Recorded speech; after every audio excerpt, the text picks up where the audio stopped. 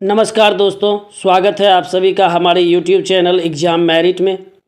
आज के इस वीडियो में हम लोग क्लास 9 के चैप्टर वर्क एंड एनर्जी के इम्पॉर्टेंट MCQ क्वेश्चंस को करेंगे। हम लोग देखेंगे कि इस चैप्टर से किस तरह के क्वेश्चंस एग्ज़ाम में आते हैं और उसको किस तरह से हम लोग हैंडल कर सकते हैं। आइए फर्स्ट क्वेश्चंस की तरफ। हमारा फर्स्ट क्वेश्चन है वर्क इज़ डिफाइंड एज। तो दोस्तों वर्क की जो डेफिनेशन होती है वो होती है फोर्स इनटू डिस्प्लेसमेंट। तो इसका सही आंसर हो गया option B.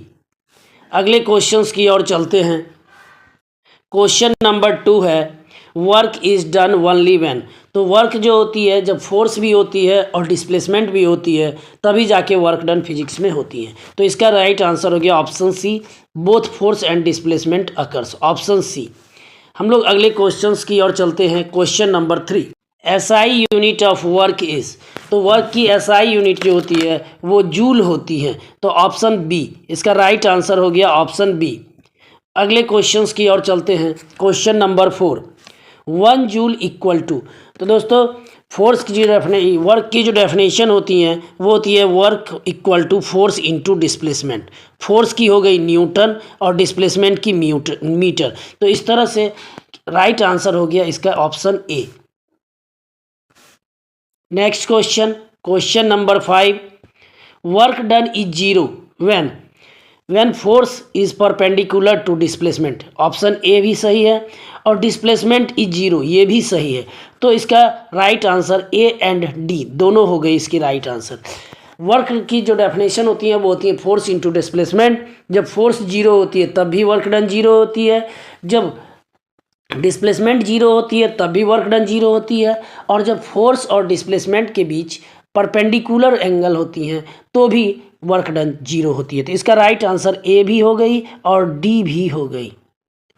Next question number 6 no work is done when pushing a wall, lifting a bucket, pulling a trolley, climbing stairs. तो देखिए इसका राइट आंसर हो गया पुशिंग ए वॉल, क्योंकि जब हम लोग किसी भी वॉल को पुश करते हैं तो उसमें डिस्प्लेसमेंट नहीं होती है। तो जब डिस्प्लेसमेंट नहीं होगी तो वर्क डन जीरो होगी। लिफ्ट जब बकेट को करते हैं तो ग्रेविटी फोर्स नीचे की ओर लगती हैं और बकेट ऊपर की ओर मूव करती हैं अपोजिट डायरेक्शन में, तो निगेटिव वर्क होती हैं। पुलिंग ए ट्रॉली, जब हम लोग पुल करते हैं तो उस पर फोर्स लगाते हैं और वो ट्रॉली मूव करती हैं। क्लाइंबिंग स्टेयर्स में भी फोर्स जो है डाउनवर्ड लग रही है लेकिन हम लोग ऊपर की ओर चल रहे हैं। इस तरह से नो वर्क होगी option A pushing a wall, क्योंकि इसमें डिस्प्लेसमेंट नहीं होती है।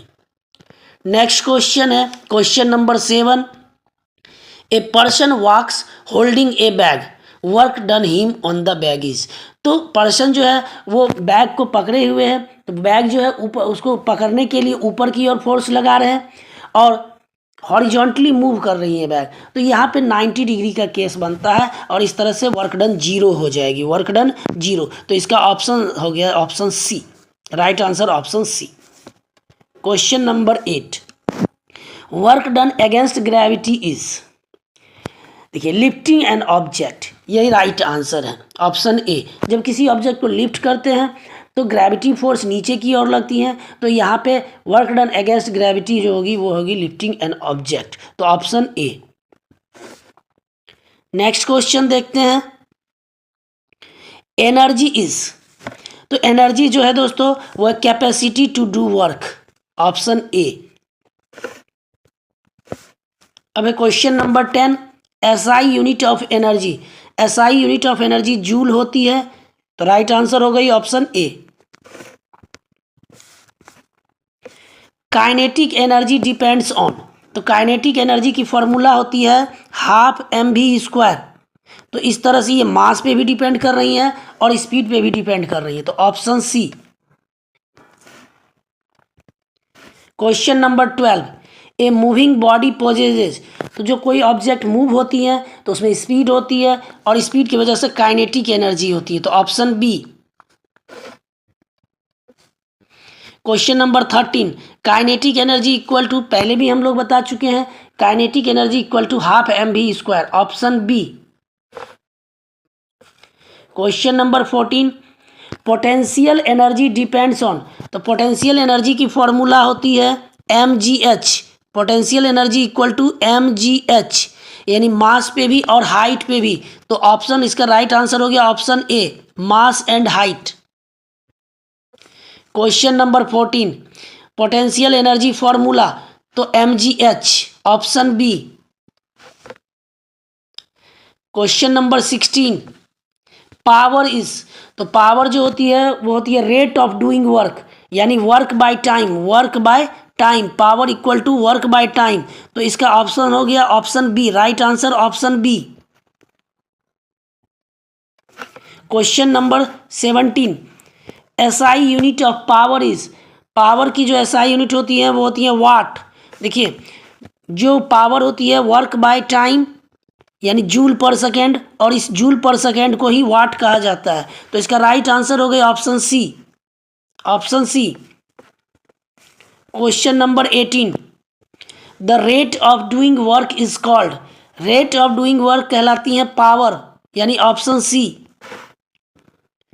Question number 19, a body of mass 2 kg moves with speed 3 meter पर second is kinetic energy, kinetic energy होती है हाफ mv²। जब आप यहाँ मास रखेंगे 2 kg और स्पीड का स्क्वायर 3 स्क्वायर 9, तो इसकी हो गई 9 joule, 9 joule kinetic energy, option B. Question number 20, if velocity doubles kinetic energy becomes, तो वेलोसिटी का स्क्वायर होती है काइनेटिक एनर्जी में हाफ mv²। तो अगर वेलोसिटी डबल्स होती है तो काइनेटिक एनर्जी 4 टाइम्स होगी, option C. Question number 21, if mass doubles kinetic energy becomes, kinetic energy की फॉर्मूला होती है हाफ mv², मास डबल होती है तो काइनेटिक एनर्जी भी डबल्स हो जाएगी, option A.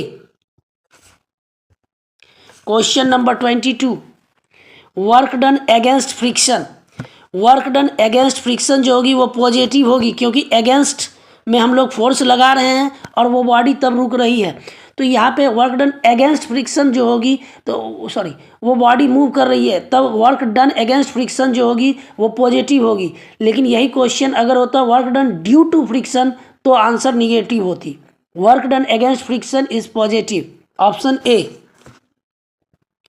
Question number 23, the commercial unit of energy is, तो दोस्तों कॉमर्शियल यूनिट ऑफ एनर्जी जो होती है वो किलोवाट आवर होती है, kWh। तो इस तरह से इसका राइट आंसर हो गई option C. Question number 24, 1 kilowatt hour, 1 kilowatt hour equal to 3.6 into 10⁶ joule, option D. Next question, question number 25, a man hold a box for 10 minutes, work done is, तो सिर्फ वो उसको होल्ड किए हुए है, उसमें कोई मूवमेंट नहीं हो रही है, डिस्प्लेसमेंट नहीं हो रही है, तो वर्क डन 0 होगी, राइट आंसर ऑप्शन सी 0। तो इस तरह से हमने क्वेश्चन 25 क्वेश्चन का पेपर का एक सेट तैयार किया है। नेक्स्ट वीडियो में हम लोग अगले क्वेश्चन 26 से लेकर 50 तक इसी चैप्टर का करेंगे। तब तक आप लोग इस वीडियो को देखिए और अच्छे से समझिए। Thank you.